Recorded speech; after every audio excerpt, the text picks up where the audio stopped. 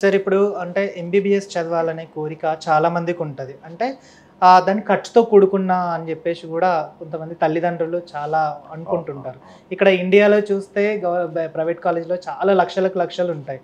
So, అదే తీరుగా బయటి కంట్రీలో గూడా ఎంత ఖర్చయ్యే ఛాన్స్ ఉందంటారు? అంటే ఇప్పుడు మీకు ఇండియాలో మీరు చూసినట్టయితే గవర్నమెంట్ ఫీజ్ అఫీషియల్‌గా 26 లాక్స్ ఉందండి. ఓకే. అదే సి కేటగిరీ. హ్మ్. సో, మీరు ఇక్కడ 4 సంవత్సరాలు 5 ఇయర్స్ ఫీజ్ కడితే మీకు తెలిసినట్టయితే 1.25 అంటే 1,25,00,000, 1,30,00,000, 1,40,00,000 ఫీజ్ ఉంది.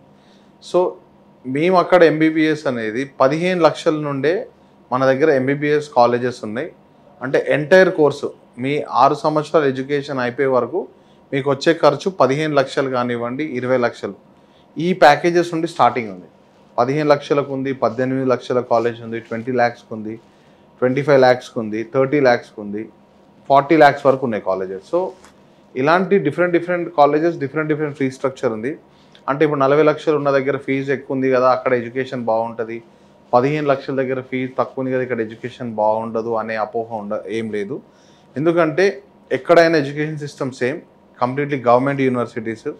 హ్యాపీగా స్టూడెంట్ ఎళ్లి చదువుకోవచ్చు. దానికి కావాల్సిన ట్రైనింగ్ గాని దానికి మళ్ళీ స్టూడెంట్ ఎలా చదువుతున్నాడు, ఎడ్యుకేషన్ సిస్టమ్ ఎలా ఉంది అనేది కూడా మేము చెక్ చేస్తాం కాబట్టి స్టూడెంట్ ఇబ్బంది పడాల్సిన అవసరం లేదు. యాస్ ఎ డాక్టర్‌గా నేను కూడా మెడికల్‌లో వాళ్ళు ఎలా ట్రైన్ అవుతున్నారు అనేది కూడా వీల్ మానిటర్.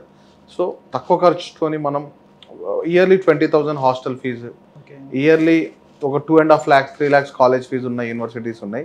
ఇవి middle class families, poor families నుండి ఎంబీబీఎస్ చేయాలనే కోరిక ఎవరికైతే ఉంటదో హ్మ్. వాళ్ళు ప్రాపర్‌గా చెప్పాలంటే ఇండియాలో నీట్ కోచింగ్ కూడా తీసుకోలేని, అంటే నీట్ కోచింగ్ తీసుకున్నప్పటికీ రాని సందర్భంలో వాళ్ళకి ఈ యొక్క కాలేజెస్ చాలా యూజ్ అవుతాయి.